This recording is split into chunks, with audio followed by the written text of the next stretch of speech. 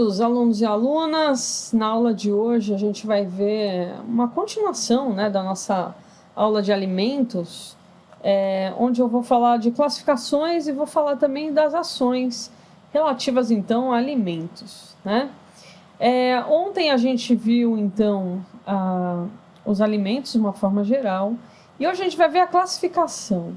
A classificação dos alimentos, antes de mais nada, é uma classificação legal, né, decorrente da própria lei, fundamentada no direito das famílias e relacionadas com o casamento, com a união estável, com a própria relação de parentesco, né, está lá no início, bem no artigo 1694 que a gente viu ontem, né, e também podem ser denominados esses alimentos familiares, né, então somente na falta do pagamento desses alimentos, fundamentados na dignidade da pessoa humana, é que caberia a prisão civil. Lembrando que na atual pandemia não se prende pessoas por conta de alimentos, né? Os alimentos eles podem ser convencionais, ou seja, são aqueles fixados por força de testamento, legado ou mesmo contrato, né? Aqueles que decorrem, então, da própria autonomia privada de quem institui.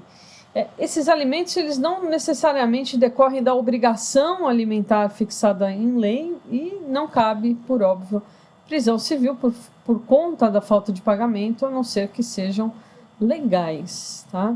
A gente tem também os alimentos indenizatórios, alimentos ressarcitórios ou indenitários, né? São aqueles devidos em virtude de uma prática de um ato ilícito, como, por exemplo, um homicídio, né?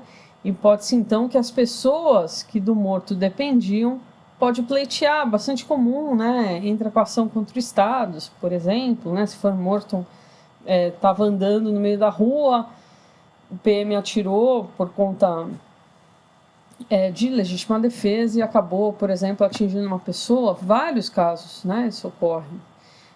Esses alimentos eles estão previstos lá no 9482 do Código Civil, e o fundamento é a responsabilidade civil, né, e os lucros cessantes.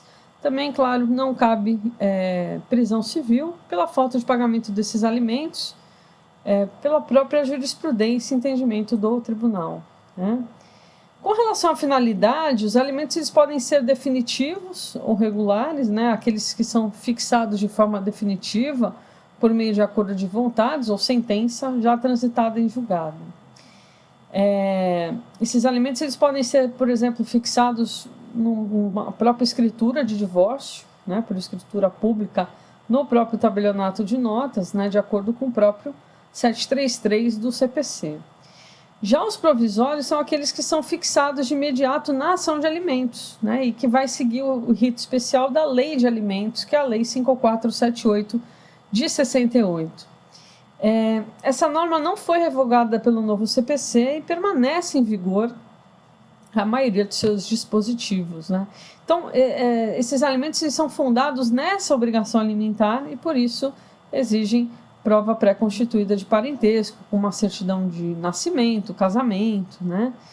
E aí é fruto da própria cognição sumária do juiz, antes mesmo de ouvir o réu na demanda, né?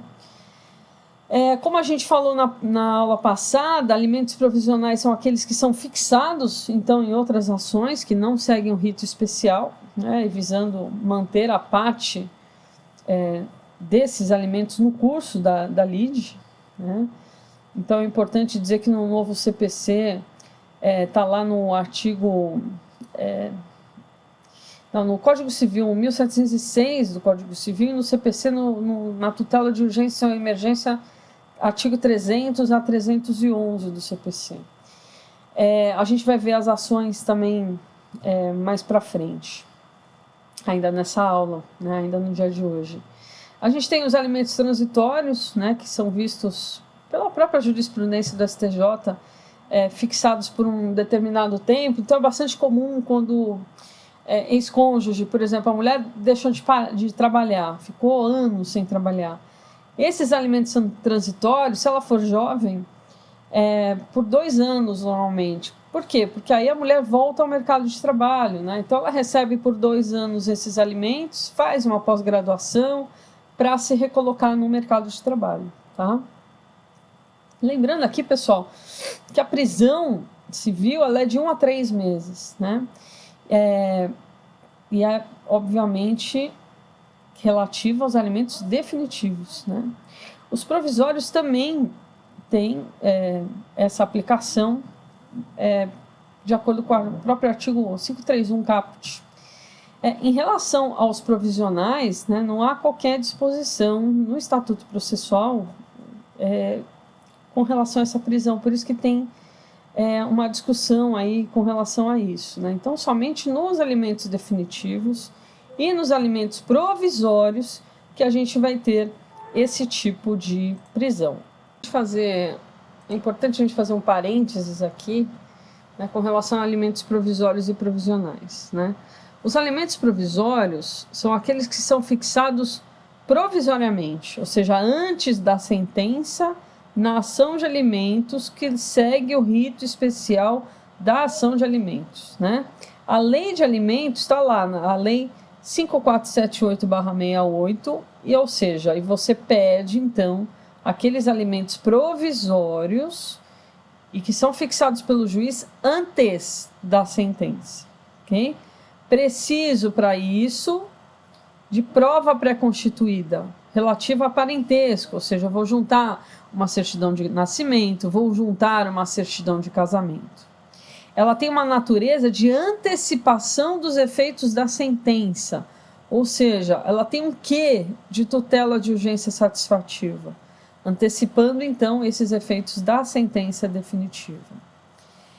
Com o novo CPC, existe ainda uma resistência com relação à nomenclatura provisório por alguns doutrinadores. Como é que funciona na justiça? Normal. Eles continuam usando essa nomenclatura, ok? Esses são os provisórios. Já os alimentos provisionais são aqueles que são estipulados em outras ações, que não seguem a lei de alimentos, ou seja, não é uma ação pura de alimentos, ok? Então, são fixados por meio de uma antecipação de tutela ou liminar concedida em caráter cautelar, por exemplo, numa separação de corpos, né? E que não há, por exemplo, uma prova pré-constituída de parentesco, ou mesmo do casamento. No caso de uma investigação de paternidade que se cumula alimentos, eu vou pedir o quê? Os provisionais, tá? Um caso de reconhecimento e dissolução de união estável, eu vou pedir o quê? Provisionais. Por quê? Porque eu ainda não tenho a prova pré-constituída. Eu só vou ter na sentença. Mas eu posso pedir esses alimentos em caráter provisional. Então está lá no artigo 1706 do Código Civil. Alimentos provisionais serão fixados pelo juiz, nos termos da lei, tá? Esses alimentos provisionais, ele tem uma natureza satisfativa, ou seja, ele também antecipa os efeitos da sentença definitiva. Trocando em miúdos, pessoal, mesma coisa. É a mesma coisa. São os alimentos fixados antes da sentença. Por que um se chama provisório e outro se diz provisional? Porque quis. Porque a lei quis. Porque os quiseram diferenciar para mostrar. Um é da lei especial. O outro é quando é acumulado com outra coisa. Provisório, eu vou precisar de prova pré-constituída. Provisional, não. Por quê? Porque é a própria ação. Se eu estou entrando com uma ação de reconhecimento e dissolução de união estável, eu não tenho como provar que houve a união estável, porque a própria ação de união estável já é a prova, entenderam? Então, provisional não é da lei especial, é acumulado com a ação de alimentos. Provisório é da lei especial, ok? É tipo 6 e meia dúzia, mas quis a doutrina diferenciar dessa forma e a justiça diferencia dessa forma. Fecha parênteses. Vamos então aos alimentos gravídicos. Está lá na Lei 11.804 de 2008. E disciplina então o direito de alimentos da mulher gestante e do nascituro, de acordo com o artigo 1º desta lei. Então devem compreender os valores suficientes para cobrir as despesas adicionais do período de gravidez, que sejam dela decorrentes da concepção, olha que importante, da concepção ao parto, inclusive as referentes à alimentação especial, assistência médica e psicológica, exames complementares, internações, parto, medicamentos e demais prescrições preventivas e terapêuticas indispensáveis a juízo do médico, além de outras que o juiz considere como pertinentes, está lá no artigo 2º caput. Tais alimentos referem-se à parte das despesas que deverá ser custeada pelo futuro pai, considerando-se a contribuição que também deverá ser dada pela mulher grávida na proporção dos recursos de ambos. O óbvio precisa ser dito, né, pessoal? Não é somente o homem que vai pagar alimentos, a mulher também, tá? Então, o cálculo que a gente vai fazer é com relação ao homem e à mulher, tá? Mãe e pai deverão, então, custear esses alimentos. Uma questão que cai recorrente na OAB é com relação à legitimidade, então, da propositura da ação, tá? A demanda deve ser proposta pelo próprio nascituro, representado pela mulher grávida. Isso que os valores visam a manutenção de ambos. E o artigo 7º estabelece que o réu da ação será citado para apresentar a resposta em 5 dias. Tem que ser célere, né, pessoal? Senão a criança nasce. O prazo é curto justamente por conta disso. Importante dizer que nessa ação, a prova pré-constituída são fotos, né? São conversas de WhatsApp. Como provar?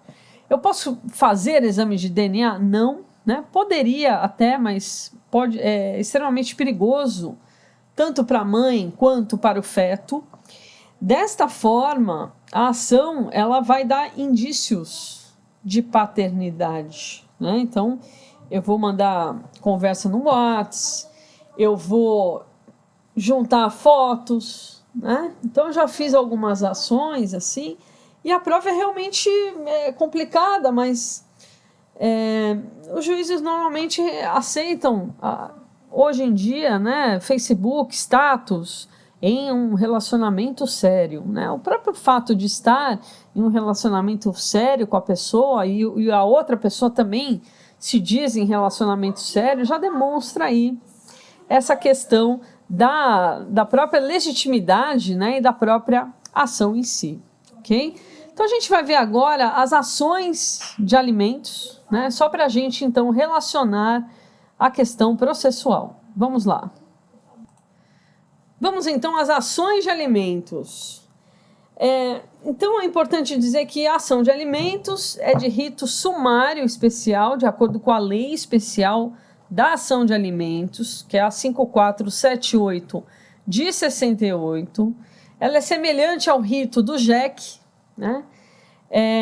Claro que depende da prévia certeza quanto ao parentesco, né? Diferentemente, por exemplo, da própria ação de alimentos gravídicos, pois o contrário, então, será necessário recorrer ao rito ordinário, reconhecimento de paternidade ou maternidade cumulada com alimentos, né?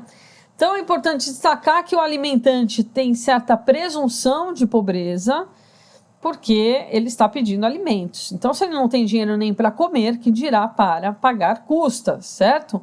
Por isso que o parágrafo 2º estabelece que a parte que não tiver em condições de pagar as custas do processo, sem prejuízo do sustento próprio de sua família, gozará do benefício da gratuidade por simples afirmativa dessas condições perante o juiz, sob pena de pagamento de até 10 vezes as custas.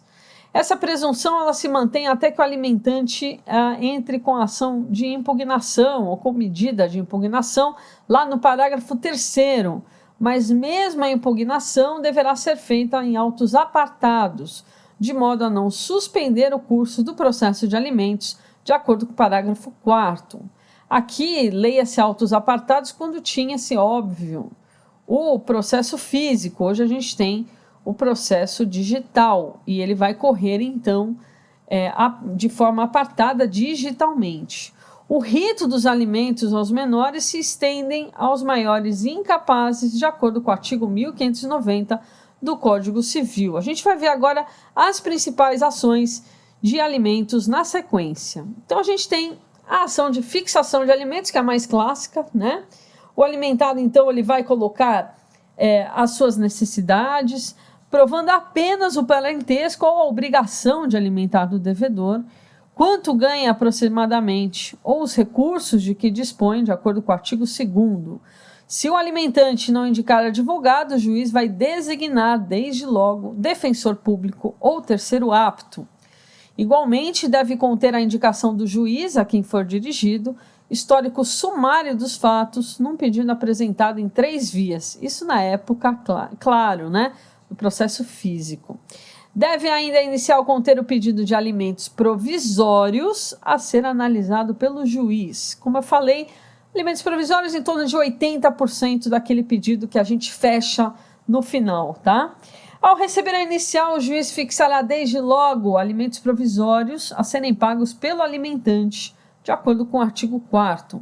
Os alimentos provisórios fixados na inicial poderão ser revistos a qualquer tempo, se houver modificação na situação financeira das partes.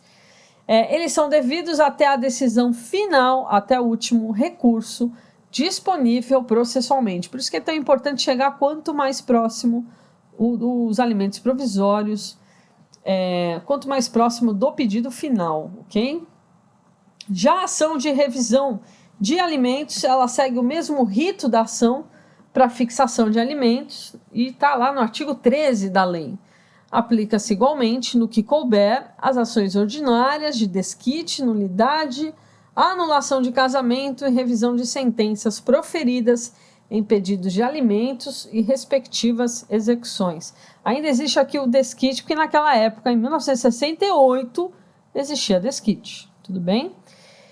De peculiar, teremos apenas uma parte probatória, geralmente mais delongada. Então, alimentando, geralmente, provar maiores necessidades, maiores possibilidades do alimentante, e este, ao contrário, tentando provar maiores possibilidades suas, menores necessidades daquele. No mais, nada de substancialmente diferente para o seu exame de ordem. Com relação à ação de alimentos gravídicos, como a gente já tinha visto, né? Então compreende os valores suficientes para cobrir as despesas adicionais do período de gravidez, que sejam dela decorrentes da concepção ao parto, inclusive as referentes à alimentação especial, assistência médica, psicológica, exames complementares, internações, parto, medicamentos e demais prescrições preventivas e terapêuticas indispensáveis a juízo do médico, além de outras que o juiz considere pertinentes, nos termos do artigo 2º da Lei Especial de Alimentos Gravídicos. Então, voltam-se eles à grávida na dicção do artigo 1º da lei. Temos também a ação de execução de alimentos. Então, fixada a verba alimentar, seja inicial, seja em revisional, inicia-se a fase executória da decisão. Então, está lá no artigo 13 da Lei Especial de Alimentos, o rito da execução é igual ao da fixação. Ao contrário da revisão, porém, a execução em algumas peculiaridades mais a atentar. Segundo o artigo 693 do CPC de 2015, aplicam-se as normas do capítulo próprio, ou seja, 693 e seguintes. O artigo 529 do CPC de 2015, aqui ó, eu posso até tirar, viu pessoal, que eu estou falando aqui do anterior, né? Não interessa mais a nós. O artigo 529 do CPC de 2015 coloca que quando o devedor for funcionário público, militar, diretor ou gerente de empresa, bem como empregado sujeito à legislação do trabalho, o juiz mandará descontar em folha de pagamento a importância da prestação alimentícia. Caso isso não seja possível, poderão ser as prestações cobradas de aluguéis de prédio ou qualquer outro rendimento do devedor, que serão recebidos diretamente pelo alimentando ou por depositário nomeado pelo juiz. Se mesmo assim não for possível a satisfação do débito, poderá o credor requerer a execução da sentença na forma do 529 e seguintes do CPC de 2015. Tudo bem? Bastante tranquilo, né? Aqui eu só estou dando um passando essas ações, porque vocês provavelmente já tiveram ou terão na prática civil, tá? Que é só para a gente relembrar o que a gente está vendo, né? No caso, então, da execução de alimentos, se forem alimentos provisionais ou execução de alimentos referentes aos 3 últimos meses, o juiz mandará intimar ou citar o devedor para que em 3 dias efetue o pagamento, provar que o fez ou justificar a impossibilidade de efetuá-lo por força do artigo 528 do CPC de 2015, tá? Aqui eu vou cortar também o nosso artigo anterior. Caso continue inadimplente, sem apresentar escusa razoável, o juiz pode decretar a sua prisão no prazo de 1 a 3 meses. De acordo, então, com o parágrafo 3º do artigo 528 do CPC de 2015, ok? O artigo 19 da Lei 547868, ou seja, a Lei Especial de Alimentos, limita o decreto prisional a 60 dias. Se mesmo depois de preso o réu não cumprir com o disposto do artigo 528, parágrafo 2º do CPC de 2015, estabelecem que o cumprimento integral da pena de prisão não exime o devedor do pagamento das prestações. Ou seja, se ele for preso, ele continua devedor, ele só não pode ser preso pela mesma dívida, ok? Se o réu paga a prestação de alimentos, o juiz suspende o cumprimento da ordem de prisão e, obviamente, a pessoa sai da cadeia, né? Recebe aí um alvará de soltura. Da decisão que decretar a prisão do devedor, cabe agravo de instrumento. E, por último, ação de exoneração de alimentos. Vimos que a decisão sobre os alimentos não faz coisa julgada, né? Dada a possibilidade da própria revisão, da sua própria alteração. Por isso que o artigo 15 da Lei Especial de Alimentos estabelece que ela pode a qualquer tempo ser revista em face, então, da modificação da situação financeira dos interessados. Então, o artigo 1699 do Código Civil estabelece que, se fixados os alimentos, sobrevier uma mudança na situação financeira de quem os supre ou na de quem os recebe, poderá o interessado reclamar ao juiz exoneração, redução ou majuração do encargo, como a gente viu na aula anterior. Ou seja, a exoneração dos alimentos ela não é automática com o fim da necessidade do alimentando, mas demanda intervenção judicial. Um erro bastante comum: o jovem faz 18 anos, o pai deixa de pagar alimentos. Não, criatura, temos que entrar com ação, tá? É importante dizer que o que impediria a alimentante de a qualquer tempo julgar que o alimentando não mais necessita dos alimentos e simplesmente cessasse de prestar os alimentos. Por isso que o artigo 699 diz que deve o alimentante sempre recorrer ao judiciário, porque a gente não sabe se esse jovem, por exemplo, entrou na faculdade, ok? E aí, obviamente, os alimentos são devidos.